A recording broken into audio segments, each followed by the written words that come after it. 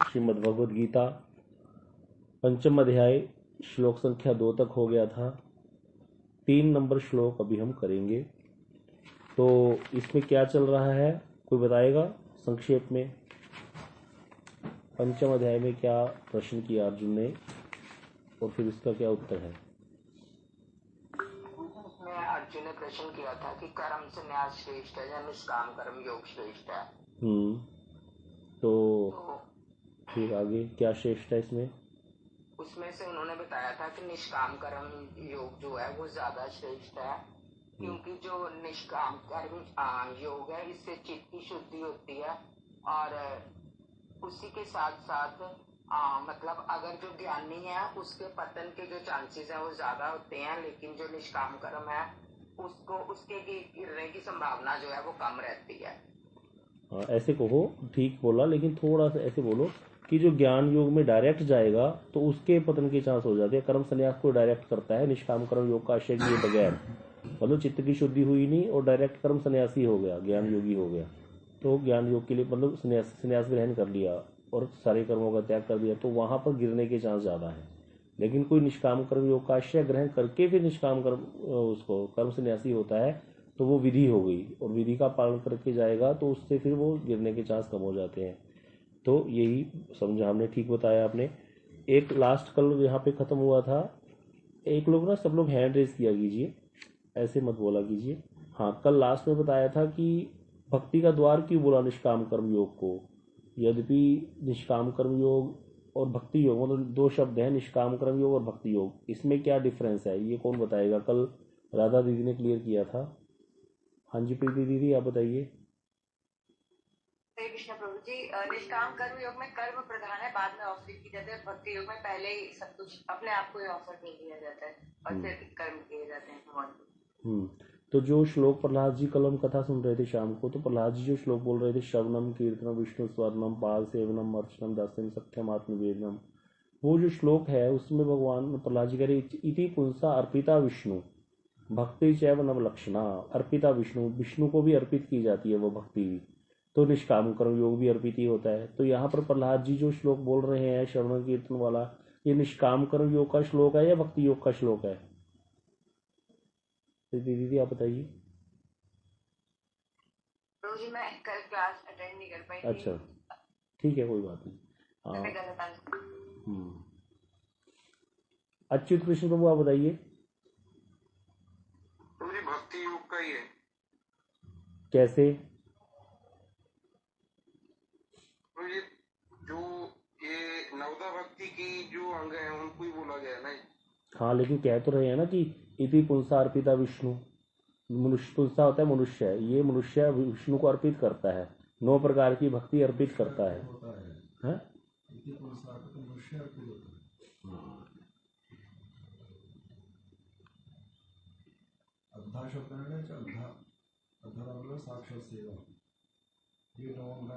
बताइए बताइए प्रभु जी।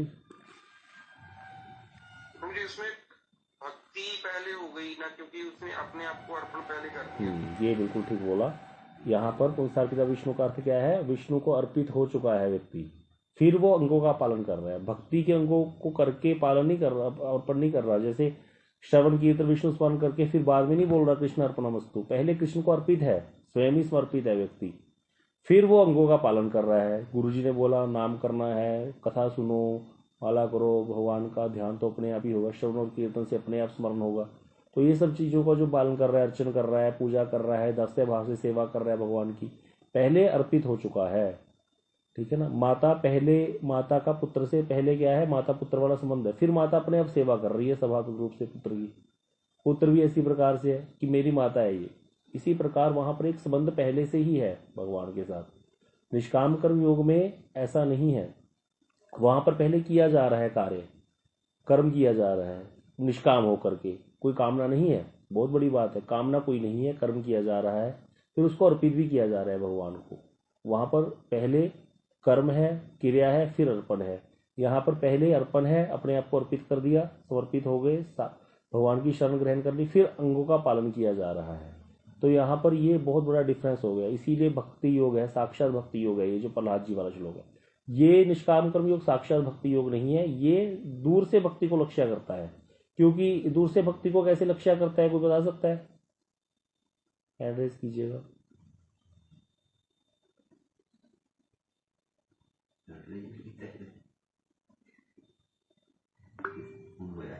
हाँ जी राजेश्वरी दीदी बताइए। हरे कृष्णा प्रभु जी, बाद में भगवान को समर्पित किया जाता है ना, जैसे यज्ञ करके। हाँ ठीक है, तो वो दूर से लक्ष्य भक्ति को कैसे लक्ष्य कर रहा है? वो अर्पित तो हो गया भगवान को, भक्ति का लक्ष्य करना मतलब कहीं ना कहीं भक्ति में प्रवेश कर जाएगा कभी जाके व्यक्ति। दूर से कैसे, मतलब कैसे बोल दिया? भक्ति थोड़ी है प्रभु जी इसमें। हाँ वो तो ठीक है, भक्ति थोड़ी तो चलो है। हाँ जी सुनीता दीदी आप बताइए। प्रभु जी जैसे ही वो करेगा उसके धीरे धीरे उसकी चित्त की शुद्धि होगी, हाँ। तो वो कहीं ना कहीं भक्ति की ओर जो है वो आपको चलता जाएगा। चित्त की शुद्धि हो गई है। चित्त की शुद्धि होने से क्या हो गया, उसके चांस बन गए हैं। चांस बन गई तो क्या हो गया, चित्त की शुद्धि हो गई तो उसको आत्म अनात्म विवेक हो गया, मैं आत्मा हूं, मैं शरीर नहीं हूं। बहुत बड़ी बात है। अब यहाँ पर चांस हो जाते हैं, ज्यादातर चांस होते हैं निष्काम कर्म योगी के किसकी तरफ जाने के, ज्ञान की तरफ बढ़ने के, ब्रह्म निर्विशेष ब्रह्म ज्ञान की तरफ बढ़ने के। अगर तो निर्विशेष ब्रह्म ज्ञान की तरफ बढ़ गया फिर तो भक्ति में जा नहीं पाएगा। अगर साधु संग हो गया उस समय उसका किसी सौभाग्य से, तो फिर भक्ति में चांस जाने का हो गया। इसलिए दूर से भक्ति को लक्ष्य करता है बोल दिया गया है। गौण रूप में भगवान के साथ योग इसमें होता है। अगला श्लोक करते हैं। ज्ञेयस नित्य संन्यासी यो न द्वेष्टि न कांक्षति निर्द्वंदो ही महाबाहो सुखम बंधात प्रमुच्यते। अच्युत प्रभु इसका अन्वय कीजिए। महाबाहो, हे महाबाहो, ये न दृष्टि, जो किसी से द्वेष नहीं करते हैं, ना काश्यंती, ना किसी वस्तु की आकांक्षा कर तो ये क्या कांक्षति, कांक्षति, कांक्षति। हाँ क्योंकि ये न है ना आधा, तो कांक्षति, क्ष नीचे पैर में आधा है तो कांक्षति। ना कांक्षति, ना किसी वस्तु की आकांक्षा करते हैं, वे नित्य सन्यासी, ये नित्य सन्यासी समझने योग्य हैं ही, क्योंकि निर्द्वंद राग द्वेष आदि द्वंद्वों से रहित व्यक्ति ही बंधात, संसार बंधन से सुखम अनायास प्रमुच्यते, प्रकृष्ट रूप से मुक्त होते हैं। अनुवाद में पढ़। हे महाबाहो, जो व्यक्ति ना किसी से द्वेष करते हैं और ना ही किसी वस्तु की आकांक्षा करते हैं, वे सदा ही सन्यासी समझे जाने योग्य हैं, क्योंकि राग द्वेष आदि द्वंद्वों से रहित व्यक्ति ही इस संसार बंधन से अनायास मुक्त होते। देखो पिछले श्लोक में भगवान ने कह दिया कि कर्म योग श्रेष्ठ है कर्म संन्यास से, निष्काम कर्म योग ज्यादा श्रेष्ठ है, कि कुछ भी करना ना करने से ज्यादा श्रेष्ठ है निष्काम कर्म योग। कर्म करो निष्काम होकर के और भगवान को अर्पित कर दो, वो ज्यादा श्रेष्ठ है कि कुछ भी ना करके कर्म संन्यास हो जाओ, ज्ञान योग में सीधा प्रवेश करो, उससे श्रेष्ठ है कर्म योग करना। बोले क्यों? क्योंकि जो व्यक्ति निष्काम कर्म योग का आश्रय ग्रहण करेगा, प्रभु नीचे करना, उसको क्या मिलेगा? इसकी टीका देखो, विष्णु चक्रवर्ती जी कितना अच्छे से बता रहे हैं। हाँ हाँ हाँ जी हाँ जी। तो क्या कह रहे हैं यहाँ पर कि कर्मयोग क्या पहुंच गई? हाँ, तो कह रहे संन्यास से प्राप्त होने वाला मोक्ष संन्यास के बिना नहीं प्राप्त होता। ठीक है, ऐसा नहीं कहा जा सकता है। मतलब कि कोई व्यक्ति कर्म संन्यास ही करेगा, संन्यास ग्रहण करेगा, कर्मों का परित्याग कर देगा, सारे ज्ञान योगी जो होता है, ऐसा नहीं कहा सकता कि ऐसा होने पर ही होगा। जो व्यक्ति घर में रहते हैं और निष्काम कर्म योग का पालन कर रहे हैं, है ना, निष्काम कर्म योग का पालन कर रहे हैं और घर में ही रह रहा है अपने, मतलब पूरी कामना वासनाओं का त्याग कर दिया, कर्तव्य बुद्धि से कार्य कर रहा है और भगवान को अर्पित कर रहा है, उस संबंध में क्या हो जाएगा? उसका चित्त शुद्ध हो जाएगा। तो वो शुद्ध चित्त कर्मयोगी जो है वो नित्य सन्यासी ही है, चाहे वो घर पे ही रहता है, गृहस्थी है, लेकिन क्योंकि उसकी घर में आसक्ति नहीं है तो वो वहां पर सन्यासी ही कहलाएगा। इस संबोधन से यह भी अभिप्रेत है कि जो मुक्ति की नगरी को जीतने में समर्थ है वही महावीर है। मतलब वो महावीर है, घर में रहता हुआ ही महावीर है, क्योंकि उसने मुक्ति की नगरी को जीत लिया, वो उसके लिए एलिजिबल हो गया है। इसको आगे समझा रहे कर्मयोग क्यों श्रेष्ठ है, क्योंकि दूसरे श्लोक में भगवान ने बोल दिया कर्म संन्यास की अपेक्षा कर्मयोग श्रेष्ठ है। बोला इसका इस श्लोक में प्रतिपादन किया जा रहा है कर्मयोग क्यों श्रेष्ठ है, क्यों? चित्त की शुद्धि हो जाएगी। जो चित्त की शुद्धि हो जाने के कारण कर्मयोग को नित्य सन्यासी कहा गया। कर्मयोगी जो है वो नित्य सन्यासी ही है, यद्यपि उसने बाहर से देखने से लग रहा है पैंट शर्ट पहनता है, घर में रह रहा है। अगर कोई व्यक्ति कामनाओं का परित्याग कर दे, सारी कर्तव्य बुद्धि से बच्चों का पालन करे, जॉब करे, सब कुछ करे, लेकिन कोई भी किसी प्रकार का पाप आचरण नहीं करता क्योंकि उसकी कामना ही नष्ट हो गई है, तो निष्काम अपनी कामनाओं का त्याग करने के कारण धीरे धीरे चित्त का शुद्धि हो जाएगी। उसको पता चल जाएगा मैं आत्मा हूँ, शरीर नहीं हूँ।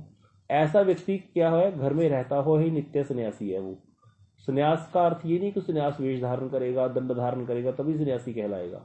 वो व्यक्ति ही भी सन्यासी कहलाएगा जो अपने कर्तव्य बुद्धि से कार्यों को कर रहा है, कोई कामना नहीं करता संसार में रह करके, और ऐसे करके कर्म करता हुआ भी नहीं कर्म करता, वो सन्यासी कहलाता है। सन्यास वेश ना ग्रहण करने पर भी वे सदा सभी विषयों को स्वयं को भगवान के चरणों में समर्पित कर क्या करते हैं, सदा भगवत सेवा आनंद में निमग्न रहते हैं। भोगों में आसक्ति नहीं होती, उनकी आसक्ति नहीं रहने के कारण तथा कर्म फल की आकांक्षा भी नहीं है उनको कि कर्म का फल मिले। वे राग द्वेष से रहित हो जाते हैं। राग और द्वेष होता क्यों है हमारा? आसक्ति के कारण। मेरी रसगुल्ले खाने में आसक्ति है तो मुझे राग है रसगुल्ले के प्रति। मुझे रसगुल्ला जो किसी ने मेरा चुरा के खा लिया तो मुझे उससे द्वेष हो जाएगा। जब मेरे को यही पता चल गया मैं शरीर नहीं हूं, मैं आत्मा हूं, तो मेरी संसार, शरीर और शरीर संबंधी किसी वस्तु के प्रति आसक्ति होगी ही नहीं। राग नहीं होगा तो द्वेष कहां से आएगा? कोई कुछ भी करता रहे कोई फर्क ही नहीं पड़ेगा, क्योंकि उसको ये समझ में आ जाएगा अगर उसके साथ किसी ने धोखा भी किया कि ये उसने अपने लिए गड्ढा खोदा है, मेरा कुछ भी अनिष्ट हुआ नहीं, मैं तो आत्मा हूं, इसीलिए मेरे को कोई फर्क नहीं पड़ रहा कि कोई मेरे साथ क्या धोखा कर गया, क्या कर गया, कोई मेरा क्या खा गया, पी गया, जब क्या कर गया, उससे कोई फर्क नहीं पड़ता उसको, क्योंकि उसका राग ही नष्ट हो गया संसार में। राग नष्ट हो गया, संसार, सारा संसार का कारण क्या है? शरीर और शरीर संबंधी वस्तुओं के प्रति आसक्ति, यही संसार है बस, और कुछ है ही नहीं। देह और दैहिक यही संसार है। जब देह और दैहिक छूट गया तो राग द्वेष से रहित हो जाएगा, तो संसार बंधन से मुक्त, तो वो नित्य योगी ही कहलाएगा। वो क्या है? सन्यासी ही है। अगला श्लोक, सांख्य योगो पृथक बाला प्रवदंती ना पंडिता एकम अप्यास्थित सम्यक उभयो विंदते फलम। क्या कह रहे हैं? इसको अन्वय कीजिए। कौन करेगा इसका अन्वय? मनीष प्रभु आप करो इसका अन्वय। बाला अज्ञा व्यक्ति संख्या योगो, संख्या और कर्म योग को पृथक पृथक पृथक प्रवदंती स्पष्ट बोला करो। प्रवदंती कहते हैं पंडिता न कि पंडितगण एकम अपि एका भी सम्यक आस्थित भली भांति आश्रय करने वाले अभ्यो दोनों के फलों मोक्ष। उभयो शब्द सही बोला करो। क्या प्रचार करोगे? सही शब्द बोलो। उभयो दोनों के फलों मोक्ष फल को विंदते प्राप्त करते हैं। अज्ञानी व्यक्ति ही सांख्य और कर्म योग को पृथक पृथक कहते हैं, ना कि पंडितगण। उनमें से किसी एक का भी भली भांति आश्रय करने वाले दोनों को मोक्ष रूप फल को प्राप्त करते हैं। भावानुवाद पढ़ते हैं। भावानुवाद भी पढ़िए प्रभु जी। अतएव तुम जो कहते हो कि इनमें से जो श्रेष्ठ, वस्तुतः ऐसा नहीं है, क्योंकि विवेकी पुरुष इन दोनों में कोई पृथक्य नहीं देखते हैं। इसके लिए ही सांख्य इत्यादि कह रहे हैं। यहाँ ज्ञान निष्ठा वाची सांख्य शब्द से उसका अंग संन्यास लक्षित होता है। शिशु या मूर्ख ही संन्यास और कर्म योग को पृथक बताते हैं, पंडितगण नहीं, क्योंकि ज्ञ से नित्य सन्यासी यह पूर्व श्लोक में ही बताया गया है। अतएव एक के ही आश्रय से दोनों का फल प्राप्त हो जाता है। क्या समझे आप? तो मुझे बताओ मनुष्य प्रभु, क्या समझे आप इससे? यहाँ पर कृष्ण क्या कह रहे हैं?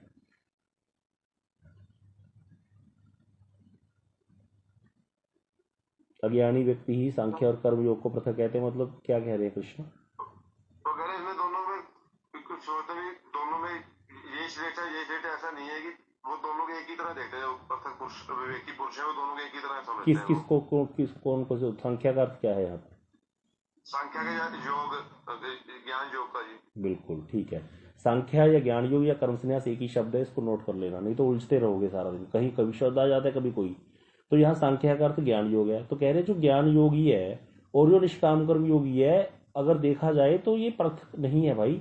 कृष्ण ये कह रहे हैं, क्योंकि पहले ही बता दिया, इससे पहले श्लोक में बोल ही दिया ना, ये नित्य सन्यासी, जो व्यक्ति घर में भी रह रहा है, निष्काम कर्म योग का आश्रय ग्रहण करके रह रहा है, उसका पालन कर रहा है, तो वो सन्यासी कहलाता है, और ज्ञान योगी भी सन्यासी कहलाता है। तो इसीलिए वो एक ही जैसा है। तो एक का आश्रय करने से दोनों का फल प्राप्त हो जाता है, बात सही है। लेकिन आगे फिर इसके अगले श्लोक में फिर भी बताएंगे कि फिर भी निष्काम कर्म योग ही करना पहले चाहिए, फिर ज्ञान योग में आना चाहिए। मतलब अगर यहाँ पर देखा जाए तो दोनों को सेम बोल दिया, पृथक पृथक नहीं है, तो इसका अर्थ है कि वो डायरेक्ट ज्ञान योगी भी हो सकता है, फिर हो सकता है, लेकिन उसमें चांस हो जाएंगे गिरने के। इसीलिए वैसे दोनों अगर बिल्कुल सही चल रहा है, ज्ञान योगी है, निष्काम कर्म का आश्रय ग्रहण नहीं किया, सीधा डायरेक्ट अपने आप को मैं ब्रह्म हूं करने लग गया, सन्यासी बन गया, और प्रॉपर चल भी गया, नहीं हुआ इंद्रियों का दास, मान लो अपने आप को कंट्रोल कर लिया उसने, पहुंच गया आगे ब्रह्म में लीन होने की लेवल तक, तो वहां पर और निष्काम कर्म योगी एक ही बात हो जाएगी। लेकिन क्योंकि वहां पर रिस्क है, इसीलिए कृष्ण अर्जुन को श्रेय मार्ग बता रहे हैं। श्रेय मार्ग ये है कि नियम से चले। तो इसीलिए अगले श्लोक में इसमें सप्रकाशिका वृत्ति में गुरुदेव कह रहे हैं, कर्म योग का भलीभांति अनुष्ठान करने से क्या होगा, चित्त शुद्धि होगी, उससे ज्ञान का उदय हो जाएगा। ज्ञान का उदय होने से क्या होगा, मैं शरीर हूं नहीं हूं, आत्मा हूं, ये पता चल गया, तो अंत में मोक्ष लाभ होता है उसको, आत्मा को फिर परमात्मा में लीन करने की चेष्टा करता है। तो कर्म संन्यास का भी यही मूल उद्देश्य है। कर्म सन्यासी होता है जो, अर्थात सीधा ज्ञान योगी जो होता है, या सांख्य योगी जो होता है, या ज्ञान योगी, तीन शब्द एक ही है, वो एक, उसका भी मूल उद्देश्य यही है। इसीलिए कर्म योग और संन्यास दोनों का लक्ष्य मुक्ति होने से दोनों एक समान है। इन दोनों में किसी एक का आश्रय करने से दोनों का उद्देश्य साधित हो जाता है। इन दोनों में बाह्यता है। अब बाहर से देखा जाए तो नाम दोनों कितने उल्टे पुल्टे हैं। देखो, एक तो है कर्म योग, निष्काम कर्म योग, डायरेक्ट काम कर्म की बात हो रही है, कर्म कर रहा है उसमें व्यक्ति, और दूसरा है कर्म संन्यास, कर्म कर ही नहीं रहा है ना। तो दोनों में, एक में तो प्रवृत्ति दिख रही है, कर्म योग का अर्थ कर्म में प्रवृत्ति है ना, और वहां पर क्या है, कर्म संन्यास में वहां निवृत्ति है कर्म से। तो दोनों में प्रवृत्ति और निवृत्ति होगी ना बाहर से देखने में, तो दोनों के नाम अलग अलग हैं। एक का नाम है निष्काम कर्म योग, मतलब कर्म है उसमें, दूसरे का नाम ही कर्म संन्यास है, कर्म है ही नहीं, बिल्कुल ही नहीं है कर्म। तो वो निवृत्ति है, ये प्रवृत्ति है। प्रवृत्ति अर्थात लगना, निवृत्त अर्थात हट जाना किसी जगह से। प्रवृत्ति अर्थात जैसे कोई व्यक्ति को कहो भाई चलो घूम के आते हैं, बोला मेरी प्रवृत्ति नहीं है शिमला घूम के आने की, और तो वो निवृत्त है। और किसी व्यक्ति की बहुत प्रवृत्ति हो रही है वहां जाने की, तो प्रवृत्ति का अर्थ होता है वो होना, उसके प्रति अभिनिवेश होना उस वस्तु के प्रति। तो कर्म योग शब्द से समझ आ रहा है कि कर्म में प्रवृत्ति है। कर्म संन्यास से शब्द से समझ आ रहा है कर्म में निवृत्ति होगी उसकी, कर्म से तो सन्यासी हो गया, वो कर्म कर ही नहीं रहा। संन्यास का अर्थ है त्याग दिया कर्म को। तो दोनों से पार्थक्य, बाह्यता देखने से, दृष्टिगोचर होने पर भी पार्थक्य दिख रहा है ना। बोले बाह्य देखने से, बाहर से देखने में पृथक दिखने पर भी दोनों का एक ही फल होने के कारण तत्वविद जो है, तत्वों को जानने वाले, दोनों में भेद नहीं रखते। क्योंकि जो निष्काम कर्म योगी भी है, वो भी कोई कर्म का फल उसको नहीं मिल रहा, वो कर्म करते हुए भी कर्म नहीं कर रहा इसी, और जो कर्म सन्यासी है वो कर्म कर ही नहीं रहा। तो इसीलिए दोनों एक बराबर ही है। क्योंकि कर्म तभी बोला जाएगा ना जब उसका फल मिले। जब निष्काम कर्म योगी को कर्म का फल ही नहीं मिल रहा, कर्म का फल क्या है कोई बता सकता है?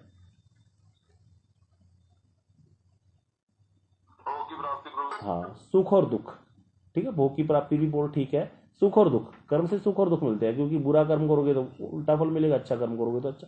तो सुख दुख की प्राप्ति वो तो उसको हो नहीं रही ना निष्काम कर्म योगी को भी, क्योंकि वो तो अनासक्त होकर के कार्य कर रहा है, इसीलिए उसको कोई कर्म का फल नहीं मिल रहा। जब फल ही नहीं मिल रहा तो कर्म होना, उसका ना होना एक ही बराबर है। तो इसीलिए, और जब कर्म सन्यासी वो कर्म कर ही नहीं रहा, तो इसीलिए दोनों पृथक नहीं है, एक ही है, तत्व है दोनों एक ही है। बाहर से देखने से दोनों का नाम अलग अलग होने से ऐसे लग रहा है एक प्रवृत्त है एक निवृत्त है कर्म से। तो ये समझा रहे हैं, इसको समझ लिया करो। अगला श्लोक, यत सांख्ये प्राप्यते स्थानम तद्योग्य, क्या है श्लोक ये, तद योग्य अपि गम्यते एकम सांख्यम च योगम च य पश्यति स पश्यति। इसका अन्वय मैं ही करता हूं। सांख्य संन्यास के द्वारा यत जो स्थान प्राप्यते प्राप्त किया जाता है, योगी अपि योग के द्वारा भी तत् गम्यते वही स्थान प्राप्त होता है। ये वही पिछले वाले श्लोक का ही अर्थ आगे देखा जाए। यह जो सांख्यम च योगम च, सांख्य योग को और निष्काम कर्म योग को एकम पश्यति समान फलदायी देखते हैं, स वे पश्यति देखते हैं, तत्वदर्शी हैं। ये तो वही पुराने श्लोक को पुष्ट कर रहे हैं कि भाई सांख्य योग द्वारा जो स्थान प्राप्त किया जाता है, अर्थात ब्रह्म ज्ञान प्राप्त किया जाता है, निर्विशेष ब्रह्म ज्ञान। कर्मयोग के द्वारा भी वही स्थान प्राप्त होता है। निष्काम कर्म योगी भी वही की तरफ ही बढ़ता है आगे। जो सांख्य योग और निष्काम कर्म योग को समान देखते हैं वही तत्वदर्शी है। ये तो आपको समझ आ गया होगा ना, इसमें तो कोई ऐसी नई लाइन नहीं है। तो इसीलिए इस श्लोक में कह रहे हैं, इसकी भावानुवाद में इसे ही यत इत्यादि से स्पष्ट रूप में कह रहे हैं। सांख्य का तात्पर्य संन्यास और योग का तात्पर्य है निष्काम कर्म। यहाँ पर सांख्य का अर्थ है ज्ञान योग या संन्यास कर्म संन्यास, और योग का अर्थ है निष्काम कर्म योग। तो यहाँ सांख्य और योग दो शब्द ले लिए, बोले बहुवचन प्रयोग से इनका गौरव प्रकाशित किया गया है। इन दोनों के पृथक होने पर भी विवेक की जो व्यक्ति है वो एक ही दर्शन करते हैं, जो पहले वाली श्लोक में बोल दिया, तो इसीलिए वही पंडित है। अगला श्लोक, संन्यासस्तु महाबाहो दुःखम आप्तुम योगतः योग युक्तो दुःखम आप्तुम अयोगतः योग युक्तो मुनि ब्रह्म न चिरेन अधिगच्छति। चिरेन अर्थात शीघ्र ही। इसका अन्वय आकांक्षा दीदी है, कीजिए।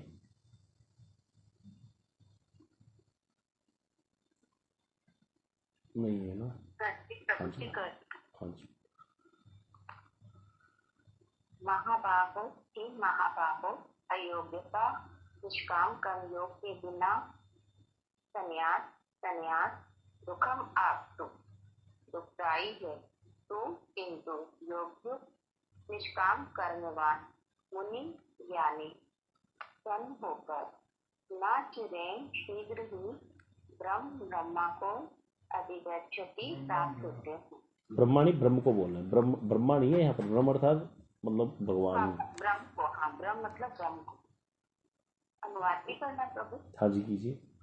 हे महाबाहो निष्काम कर्म योग संन्यास दुखदायी है, किंतु निष्काम कर्म करने वाले ज्ञानी होकर शीघ्र ही ब्रह्म को प्राप्त होते हैं। ठीक है। तो यहाँ पर क्या कह रहे हैं कृष्ण की निष्काम कर्म योग, लेकिन अभी पहले दो श्लोक में बोल दिया दोनों एक ही जैसे ही हैं, फिर भी बोल दिया दोबारा कृष्ण फिर दोबारा अर्जुन को कह रहे हैं भैया नहीं ठीक है दोनों चाहे एक ही हैं, लेकिन फिर भी निष्काम कर्म योग करके अगर कोई व्यक्ति जाता है संन्यास में, कर्म संन्यास में, तो ज्यादा बेटर है। निष्काम कर्म योग रहित जो सन्यासी है वो दुखदायी है, किंतु निष्काम कर्म करने वाला ज्ञानी क्या होता है, निष्काम कर्म योग को करके फिर चित्त शुद्धि करके जो ज्ञान योग में बढ़ा है वो शीघ्र ही ब्रह्म को प्राप्त होता है, जैसा लेटर में समझाया गया था। तो इसको क्यों कह रहे हैं कृष्ण, कोई बता सकता है?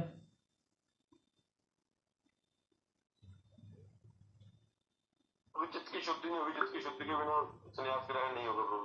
नहीं कर तो लेगा संन्यास ग्रहण, बाहर से संन्यास ग्रहण करने को क्या है? चित्त की शुद्धि नहीं होगा, उसका गिरने का, हाँ ये बोलो कि गिरने के चांस है, तो यही आगे बता रहे हैं। भावानुवाद पढ़ो। सम्यक चित्त शुद्धि हुए बिना ज्ञानियों का संन्यास ग्रहण दुख होता है। बिल्कुल चित्त शुद्धि हुई नहीं, संन्यास ग्रहण दुखदायी हो जाएगा, किंतु कर्मयोग ही सुखद है।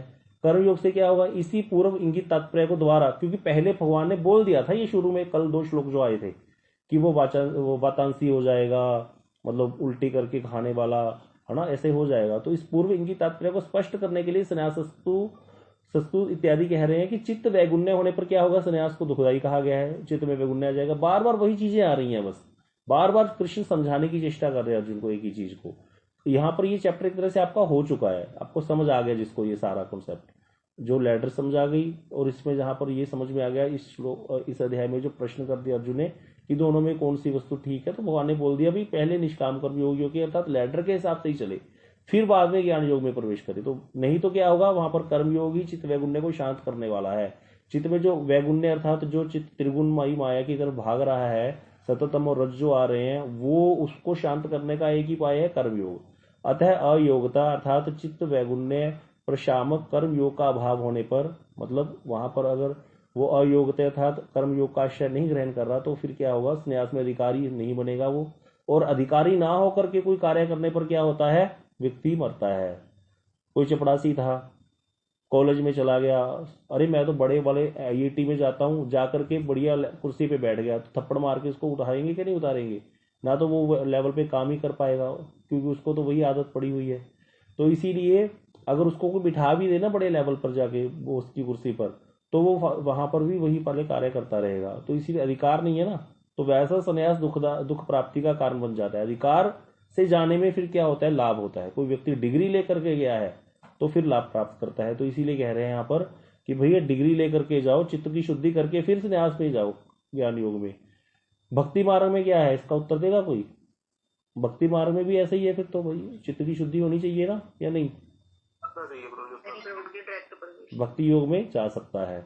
आगे आ रहे हैं, प्रमादी अस्थिर चित्त दुष्ट कलह में उत्सुक देव दूषित अंतःकरण वाले सन्यासी भी दुष्टी होते हैं। भाई ऐसे जो सन्यासी देखो कितने उत्तर गए बता दिए। यहाँ पर ये श्लोक दिया गया है, प्रमादी हो, सोता रहता है, उठता नहीं है सुबह मंगला में, अस्थिर चित्त है, चित्त स्थिर नहीं है, दुष्ट है, कलह करता रहते हैं साधु बन करके, लाल कपड़ा धारण करके, ऐसा देव दूषित जो अंतःकरण वाला है वो दुष्ट है सन्यासी, वो सन्यासी कहलाने योग्य ही नहीं है। तो अगर निष्काम कर्मयोग का आश्रय ग्रहण कर गया तो उसका चित्त शांत हो जाएगा बिल्कुल, क्योंकि वो आत्मा के लेवल पर पहुंच जाएगा। तो जिन्होंने 5 इंद्रिय और मन को वश में नहीं किया, जिनको ज्ञान और वैराग्य नहीं है, वे त्रिदंडी सन्यासी दोनों लोकों के से हाथ धो बैठते हैं। श्रीमद् भागवत में भी कहा गया है, चाहे एक दंडी हो चाहे त्रिदंडी हो, कोई भी हो, वो दोनों लोकों से हाथ धो बैठते हैं। मतलब ये लोक भी नष्ट हुआ, ये लोक नष्ट हुआ क्यों भैया? यहाँ पर तो उसने क्या किया, अपना सारा समय मिला था उसने खराब कर लिया, और लोक में उसको कुछ भी प्राप्त नहीं हुआ। क्यों?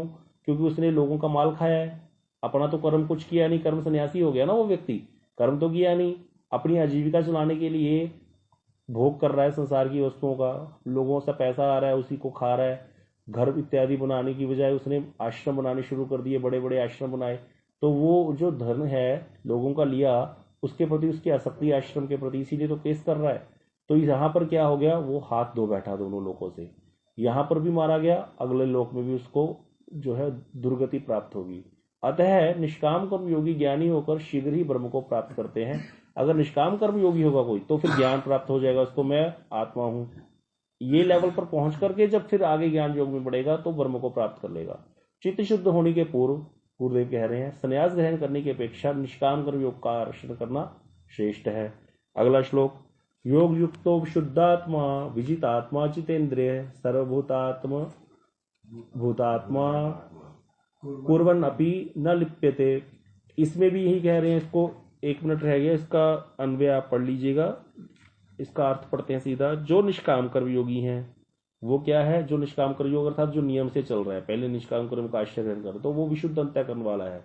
इसीलिए उसको विजितात्मा और जितेंद्रिय भी बोल सकते हैं, क्योंकि उसने अपनी आत्मा को भी जीत लिया है, आत्मा की प्राप्ति कर ली है और इंद्रियों को भी जीत लिया है, तथा सभी जीवों के अनुराग भाजन हो गया है। वो क्यों अनुराग भाजन हो गया, ये इसको बता सकता है, क्योंकि वो व्यक्ति अनुराग भाजन अर्थात सबका प्रेमी हो गया, सब उसको प्रेम करने लग जाते हैं, वो सबको प्रेम करने लग जाता है। कर्म करने पर भी कर्म में लिप्त नहीं होते हैं। क्यों ऐसा हो जाता है? वो जो निष्काम कर्म योगी है वो सबके अनुराग का भाजन कैसे हो सकता है?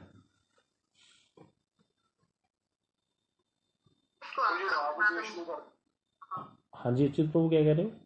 मुझे राग द्वेष नहीं करता हूँ किसी। राग द्वेष क्यों नहीं करता? प्रश्न तो वही आ गया फिर। अनासक्त होता है वो, अनासक्त हो गया, लेकिन बाकी जीवों के प्रति तो चलो ठीक है, उसको अपनी भोग की इच्छा नहीं है, क्योंकि उसको पता चल गया मैं आत्मा हूं। लेकिन अन्य लोगों के प्रति भी वो अनुराग का भाजन कैसे हो जाता है? इसकी चित्त की शुद्धि हो जाती है इसलिए। हाँ तो फिर चित्त की शुद्धि हो गई, ठीक है, मैं आत्मा हूँ ये पता चल गया, मैं शरीर नहीं हूँ, फिर दूसरे जीवों के प्रति अनुराग का भाजन कैसे हो गया? दूसरे जीव को थोड़ी पता चला, उसकी थोड़ी चित्त की शुद्धि हुई है। किसी ने आके उस पर जोर से तमाचा मारा, मेरी सीट पे क्यों बैठ गया, उसको उस पर क्रोध नहीं आएगा, क्यों? तो उसको पता लग गया कि उसको ज्ञान होगा कि मैं आत्मा हूँ, मैं शरीर नहीं हूँ। जब तो फिर उसको अपना ज्ञान हुआ, सामने वाले को तो वो ही नहीं, सामने वाला तो उससे लड़ाई किए जा रहा है, तब भी वो अनुराग का भाजन हो जाएगा। तो जब उसको प्रत्युत्तर नहीं देगा, उसको जवाब ही नहीं देगा, तो उसको ये भी है, जवाब भी नहीं देगा। हाँ, जवाब भी नहीं देगा। दूसरा क्या है, उसको ये समझ आ गया कि वो भी आत्मा ही है, जैसे मैं जीव आत्मा हूँ ये भी आत्मा ही है, तो सब में एक ही परमात्मा जो है वही व्याप्त हो रहा है सब जीवों में। इसीलिए वो किसी के प्रति द्वेष और राग उसका खत्म हो चुका है, और वो सबको भी इसी लेवल पर देख रहा है। मतलब उसको पता चल गया ये सब मेरे भाई बंधु हैं। हमारा अनुराग क्यों होता है? क्योंकि हमारा संबंध है अपने भाइयों से। भाई हमारे भाई को कोई गलत काम भी कर रहा हो, कोई गाली दे, तो हम अंदर से में कष्ट होता है, चाहे ऊपर से हम भी गाली देना शुरू कर दे, अंदर से में कष्ट होता है कि ये मेरा भाई होकर के ऐसा काम क्यों कर रहा है। चाहे 4 थप्पड़ भी लगा दे उसके, तब भी उसके अंदर से उसको कष्ट होता रहता है उसके प्रति, क्योंकि उसका द्वेष नहीं होता उसके प्रति, उसकी चिंता होती है उसके प्रति। इसी प्रकार वो जो ऐसा निष्काम कर्म योगी है वो अनुराग का भाजन हो जाता है, सबसे प्रेम करता है वो, उसका किससे द्वेष होता ही नहीं, क्योंकि उसको ये पता चल गया सब जीवात्माएं ही है। कर्म करने पर भी कर्म में लिप्त नहीं होता। अगर इसकी भावानुवाद भी कर लेते हैं, लास्ट यहाँ पर कह रहे हैं कर्म करने पर भी ज्ञानी निर्लेप रहते हैं। बिल्कुल यहाँ पर यही कह रहे हैं, योग युक्त जो है अर्थात कर्म करने पर भी वो निर्लेप ही होते हैं, क्योंकि कर्म करना तभी माना जाता है जब कर्म के फल के प्रति तुम्हारी आसक्ति है, और आसक्ति नष्ट हो गई है तो फिर वो कर्म नहीं कर रहे। योग युक्त ज्ञानी फिर 3 प्रकार के होते हैं। प्रथम विशुद्ध आत्मा अर्थात जिसने विजित बुद्धि, अपनी बुद्धि को जीत लिया है। द्वितीय विजित आत्मा अर्थात जिसने अपनी चित्त को जीत लिया है। और तीसरा तृतीय जीत इंद्रिय, जिसने अपने इंद्रियों को जीत लिया। इसमें श्रेष्ठ कौन सा है? मतलब तीनों ही बढ़िया है, जिसने इंद्रियों को जीत लिया, जिसने चित्त को जीत लिया, जिसने बुद्धि को जीत लिया। लेकिन इंद्रियों से श्रेष्ठ क्या है? चित्त है या चित्त से श्रेष्ठ इंद्रियां हैं? इंद्रिय श्रेष्ठ चित्त है प्रभु जी। क्यों? बुद्धि सबसे श्रेष्ठ है प्रभु जी। क्यों श्रेष्ठ है बुद्धि सबसे? चित्त से भी बुद्धि क्यों श्रेष्ठ है? बुद्धि से आत्मा क्यों श्रेष्ठ है? इसका उत्तर क्या है? प्रभु जी आपने बताया था कि जो जितना सूक्ष्म होगा वो उतना ही हाँ श्रेष्ठ ठीक है होगा। ठीक है ठीक है, पकड़ लिया सब लोगों ने, अच्छे से ज्ञानी हो गए सब। जितना जो सूक्ष्म होता जाएगा उतना उसका आधिपत्य बढ़ जाएगा, उसकी श्रेष्ठता बढ़ जाएगी। तो इंद्रियां तो दिखती हैं, आंख कान नाक दिख रहे हैं, श्रेष्ठ है किसी ने इंद्रियों को जीत लिया, बहुत बड़ी बात है। अपनी आंख को रूप की तरफ नहीं जाने दे रहा, कान को शब्द की तरफ नहीं जाने दे रहा, बहुत बड़ी बात है। तो श्रेष्ठ है इंद्रियां। लेकिन इंद्रियों से भी श्रेष्ठ मन है, क्योंकि मन के पीछे इंद्रियां चलती हैं, मन इंद्रियों को घुमाता है। मन अर्थात यहाँ पर चित्त भी लगा लो, एक ही बात है। मन और चित्त एक जैसे ही हैं, मतलब डिफरेंस वैसे उनके स्वभाव में है, लेकिन मन और चित्त का साइज सूक्ष्मता एक जैसी ही है। सूक्ष्म उतना ही है मन जितना चित्त है। तो मन इंद्रियों से श्रेष्ठ है, इसीलिए चित्त या मन अर्थात जिसने अपने चित्त को जीत लिया, विजित आत्मा विशुद्ध चित्त है, वो उससे भी श्रेष्ठ हो गया। और विशुद्ध चित्त से भी श्रेष्ठ कौन है? विशुद्ध आत्मा अर्थात जिसने अपनी आत्मा को, अर्थात यहाँ आत्मा का अर्थ बुद्धि है, जिसने अपनी बुद्धि को भी जीत लिया है, अर्थात जिसने बुद्धि के द्वारा अपने मन को कहीं जाने नहीं दिया वो। तो इस तरह से आप बता रहे हैं कि इस प्रकार के ग्रस्त के प्रति समस्त जीव अनुरक्त रहते हैं, जिनका आत्मा अर्थात देह सभी भूतों के आत्मभूत अर्थात प्रेमास्पद है, वे सर्वभूत आत्मा है। मतलब वो सब जीवों में एक ही परमात्मा के दर्शन करते हैं। ऐसा निष्काम कर्म योगी का आचरण हो जाता है, यहाँ पर यही कह रहे हैं। अगला श्लोक भी आप पढ़ लेना ऐसे ही। अब आपको आ गया है, अब वैसे ही हम डिस्कस करते रहते हैं, 5-6 चैप्टर ऐसे ही हैं। अगले देखा जाए तो 7 में से पढ़ना चाहिए, क्योंकि वहां से फिर भक्ति योग शुरू होगा, पर फिर भी हम करेंगे क्योंकि कोई दिक्कत नहीं है। और एक चीज, आज तो संडे है, थोड़ा टाइम ले लेते हैं एक्स्ट्रा 5 मिनट। हम लोग जो टेस्ट की बात कर रहे थे, तो इस प्रकार से टेस्ट लेना अच्छी बात है, क्योंकि हमें क्या करना है कि टेस्ट लेने से क्या होता है, सबको एक होता है कि पढ़ना है, लेकिन उससे भी श्रेष्ठ वस्तु चीज होती है हमको समझना है विषयों को। हमें कोई नंबर लेकर के कोई फर्स्ट आके तो कुछ डिग्री लेनी नहीं है ना। तो वो तो सिर्फ एक हास्यप्रद बातें हैं कि हम भंडारा करेंगे, जो उससे भंडारा लेंगे, ये सब तो फालतू है। मतलब कहने का अर्थ है कि हमें आना चाहिए, हमें विषय समझ में आ जाना चाहिए। तो देखा जाए तो 2रा अध्याय, 3रा अध्याय, 4th अध्याय, 5th अध्याय, इसमें एक ही बात डिस्कस हो रही है बार बार, निष्काम कर्म योग की, और उसके बाद ज्ञान योग की। बीच बीच में भक्ति के श्लोक भी आते रहे, वो हमें पता ही चल गया। तो अब हमारा कर्तव्य बनता है कि हम जितने लोग यहाँ पर 60 लोग रोज होते हैं, हम लोग बार बार हम वही टॉपिक पे आते हैं कि 60 लोग जो हम लोग रोज ज्वाइन करने वाले हैं, ये साधारण नहीं है भाई। हमारे लिए आप सभी पूजनीय हो। तो हमारा उद्देश्य यही रहेगा कि आप सबको सब कुछ समझ में आ जाए, क्लियर हो जाए। अगर कुछ क्लियर नहीं है तो हम आपको उसका लिए टाइम दें, चाहे कोई भी है। तो उसमें सबसे बेटर रहेगा कि हम सब लोग अपने आप से वॉलंटरली इसकी जिम्मेवारी लें। कुछ कुछ लोगों को अपने हिसाब से डिवाइड करके आप लोग उनसे प्रश्न करो। आप में से जो लोग ज्यादा उत्तर देने वाले हैं, पहले आपसे हम पूछेंगे प्रश्न, अर्थात वहां पर हम ये टेस्ट कैसा रखेंगे इस बार, ओरल रखेंगे, रिटर्न ना रख करके, क्योंकि पहले ही 4 ऑप्शन दे दी, बड़ा हुआ है, समझ में आ जाता है, नंबर ले लिए, दिखा दिया, ठीक है, खुशी होगी, अच्छी बात है। लेकिन इससे भी बेटर क्या है कि हमको समझ में आ गया क्या विषय, नहीं, बाकी अन्य लोगों को समझ में आ गई है चीजें कि नहीं, ठीक है। अब हमने ये भी सुना था कई लोगों ने एक दूसरे से पूछ पूछ करके उत्तर दे दिए, तो वैसा करने से क्या लाभ है, कोई फर्क नहीं। हमने तो आपको वही भी बोल दिया था कि ग्रंथ खोल लो, क्या फर्क पड़ता है। उसका आशय क्या था कि आपको समझ में आ जाए, हमको विषय समझ में आ जाए सारा, तभी तो गीता पढ़ने का फायदा है। हम लोग इतना टाइम दे रहे हो, आप 60-70 लोग जो हो, तो इसीलिए दोबारा वही बात आ गई कि हमारा जो सारा कंसंट्रेशन यही रहेगी, मेरी खास करके, कि जितने लोग ज्वाइन करते हैं मेरी सबके साथ 1-to-1 मैपिंग हो, सबको मैं पूछूं, सबको मुझे सबका पता हो कि कितनी माला कर रहा है कोई व्यक्ति, कितना हम आगे इतना भी धीरे धीरे जाएंगे, जैसे अभी हमने चैंटिंग शुरू की है कि दिन में मैं भी आपको बताऊंगा कि इतना टाइम मैंने मोबाइल देखा वाला करते हुए, तभी हम अपना, जब तक हम अपने पाप को नहीं बताएंगे ना दूसरे को, तब तक ये पाप नष्ट होने वाला नहीं है। बाबा महाराज बोलते थे, पुण्य करे से न कहिए, पाप करिए प्रकाश, कहवे से दोनों घटे बरनर गिरधर दास। पुण्य करो कभी मत कहो किसी को, पाप करिए प्रकाश, अपने पापों को प्रकाशित करो जाकर के खुले में। और कहते कहवे से दोनों घटे, कहने से दोनों घटते हैं, पाप भी घटता है पुण्य भी घटता है। अपने दोष है ना छुपाओ मत, बताओ वैष्णव को मेरे में अंदर ये कमी है, वैष्णव कृपा करो मेरे पर। अब बताओगे तो भाई देखो, आप कहोगे बताने से क्या हो जाएगा, बहुत फर्क पड़ता है बताने से। अपना दोष हम छुपाते हैं, बताना चाहिए, कोई फर्क नहीं पड़ता। भजन संबंधी दोष को बताना चाहिए, वैसे कोई दोष मत डिस्कस करो अपना, भाई सबके अंदर काम क्रोध बैठा है, कोई दिक्कत नहीं है। लेकिन जो भजन संबंधी दोष है, हमें भी, मैं माला करते समय पता नहीं कब हाथ में मोबाइल आ जाता है अपने आप ही, कब उंगलियां चलने लग जाती हैं फेसबुक पे, कब बैठ के व्हाट्सएप के मैसेज कभी कुछ देखने लगता हूँ और नाम भी करता रहता हूँ, ये वाली चीज। या फिर मैं कितनी माला कर रहा हूँ, कितना ध्यान से मैंने आज नाम श्रवण किया। कई बार क्या होता है ना, जैसे कहीं हम गए, सारा दिन हमारा माला तो करी हमने पूरी, लेकिन वो आनंद सा नहीं आया, तो वो वाली चीज भी डिस्कस करनी है हमें कि कल मेरा माला ऐसी हुई, सारा ध्यान कहीं और ही रहा, उससे हमारा वो पाप नष्ट होगा।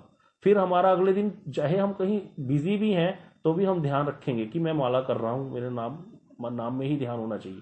ऐसे धीरे धीरे धीरे करके हम कॉन्शियसनेस को अपनी जगाएंगे, नहीं तो कभी जाग नहीं पाएंगे। ऐसे ही चलता रहेगा, सोते सोते जिंदगी निकल रही है आराम से, सब चलता रहता है ऐसी, बस बाहर क्रियाएं चलती रहती हैं।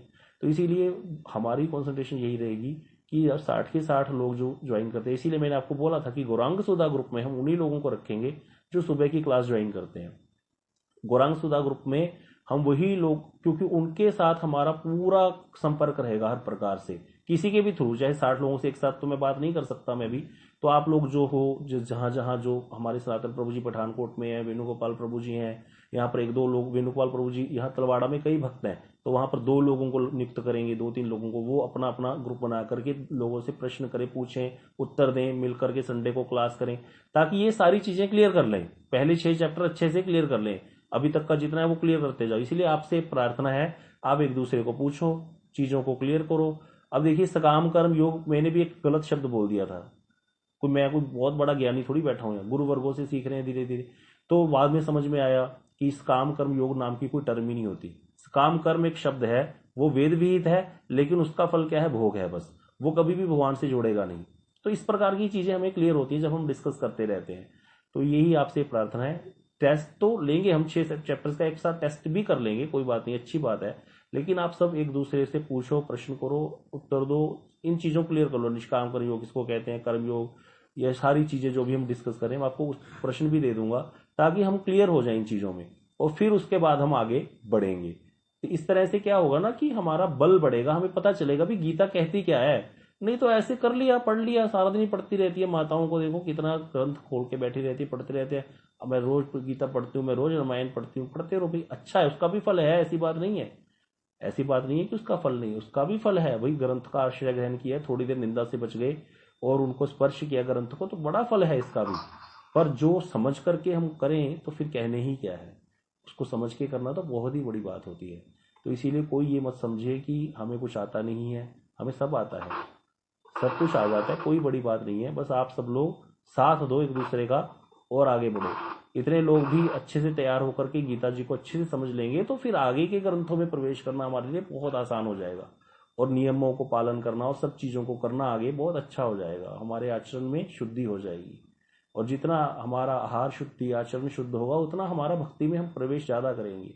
शुद्धता जो है वो आगे बढ़ाती है जीव को। तो यही प्रार्थना है।